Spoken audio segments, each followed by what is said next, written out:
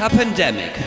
What a way to learn if your job is actually important or if you're just one of those running around looking busy. Here's a rule of thumb. If your job is not important during a crisis, then your job is not important. And it's either a paid activity to create more fancy hobbies, at best, and at worst, and most often, it's pointless fabricated bullshit. Funny thing is, the more important your job is, the more actual work you do, the less you get paid.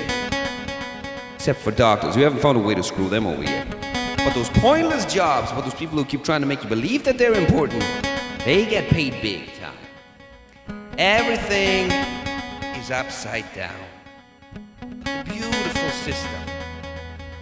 Our present from hell to you people. You're welcome.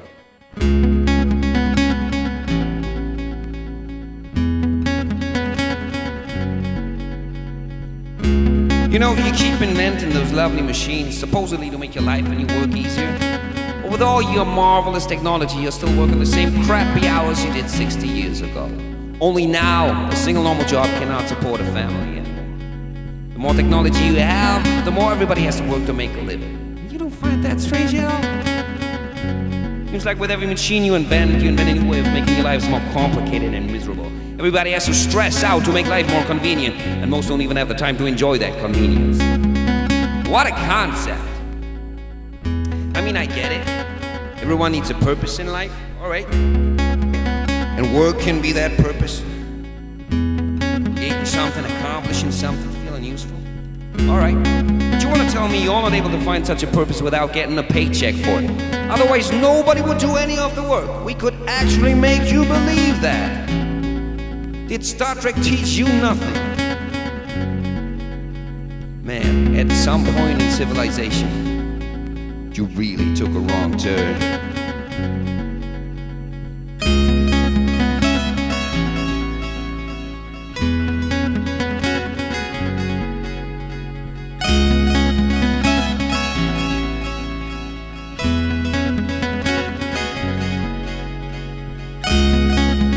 Jobs, even just based on shifting money from A to B.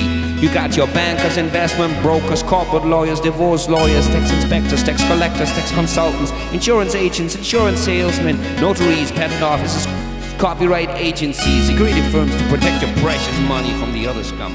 You got your telemarketers, lotteries, gambling clubs, casinos, telemen, meter maids, clerks, cashiers, accountants, and a billion other bureaucrats with 1,000 job names. All of those are not really jobs. Produce nothing.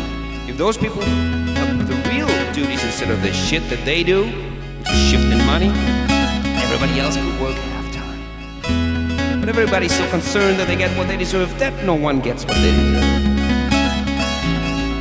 Because this is what you are, a society of money shifters, made to believe that money can be the only source of motivation. You've been doing this for so many generations that you can't even imagine a world anymore where money is not your master. In your world, everything anyone ever does is always driven by the urge to get more money.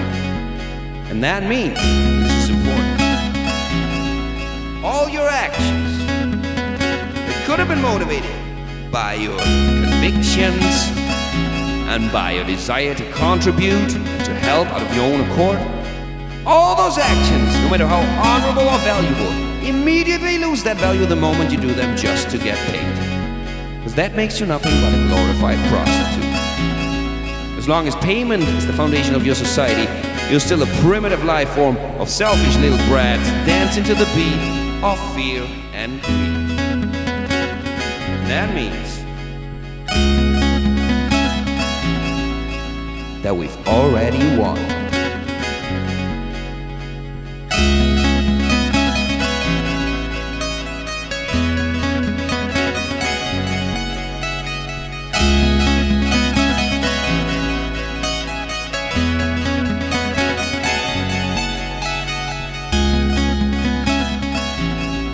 Problem is, you can't even stand still for a second and enjoy your achievements, because then you would have to think about what you're doing all this for and why you even exist, and you can have that, but that's uncomfortable. Or you'd rather just keep running like maniacs even though you don't know where or why. And everybody running all the time creates more problems than it solves. Because Because every job needs a dozen others to support it or to clean up the mess that it created. So you need more resources, energy, transportation, paperwork, all that stuff, just so people can keep doing their pointless jobs, not distracted, and don't have to think about what their actual purpose could be. You know, all those animals and plants, they all have a purpose. They don't have to think about it. That's all in balance. But you freaks, you don't even know what the plan is. You're just running for whatever. So what is the plan? Get into space, get into other planets? Sounds like a logical step. But turns out your species is just not quite smart enough for that after all. I mean, look at you. You got about 25 million in the weapon industry and the armed forces, some more pointless jobs we made you create. And you got about 500,000 rocket scientists. That pretty much tells you all you need to know about yourselves.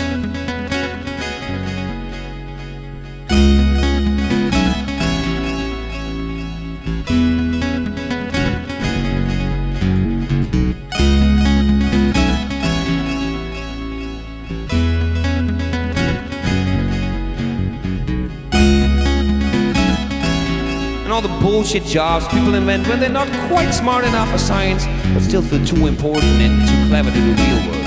You know, any job that has executive, supervising, corporate, consultant, associate, managing, stuff like that in the name, that is just people getting away with not doing real work, but getting paid a lot to talk about it. And that is what you call overhead. And you can blow that up as big as you want, and since you can, it's exactly what you do. The stuff you do just to do stuff is amazing. The stuff you produce just to throw it away 5 seconds later is amazing. The stuff you do just to be busy. We need to create more jobs. Do you even listen to yourselves? Oh, we have to destroy more cars so we can build new cars so the economy doesn't suffer. What are you, stupid?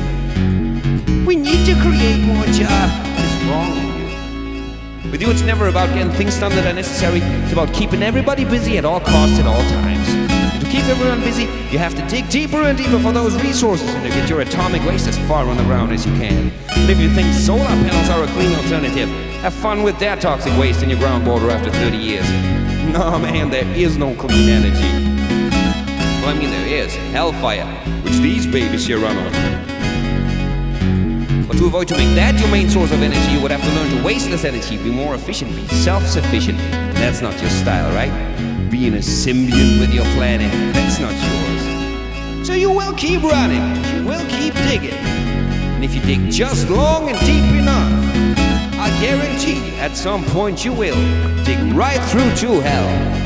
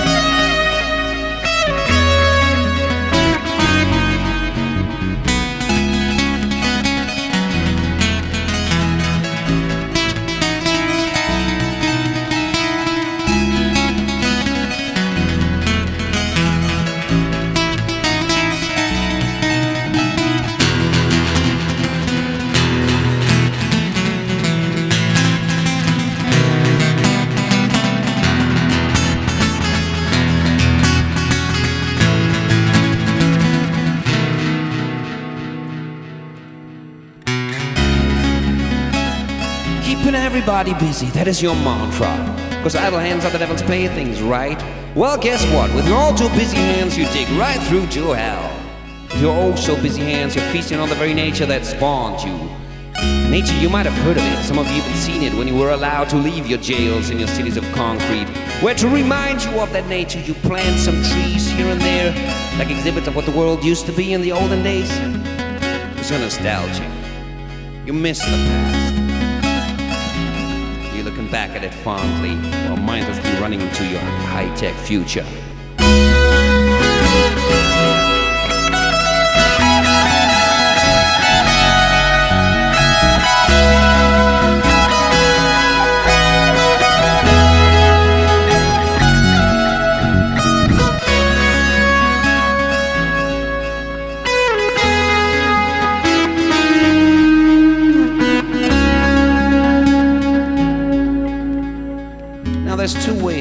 go for you guys. You either become a perfect hybrid with technology and get to the next higher level of existence, and that was the plan all along. Or you simply replace the stepping stone in evolution to help create your robot masters while digging your own graves, becoming more and more obsolete and losing yourselves in your precious technology, which can give you everything you could want in a heartbeat. Takes away your soul in return. And believe me, in hell we know a thing or two about taking souls. But you just can't help it. Progress and growth are like drugs for your societies. And if you stop running, you fear the hangover might kick in. So you keep on running until you have everything available at every moment. And all you have to pay for it is just nature and your true selves. You don't even need a hell. You're great at creating your very own.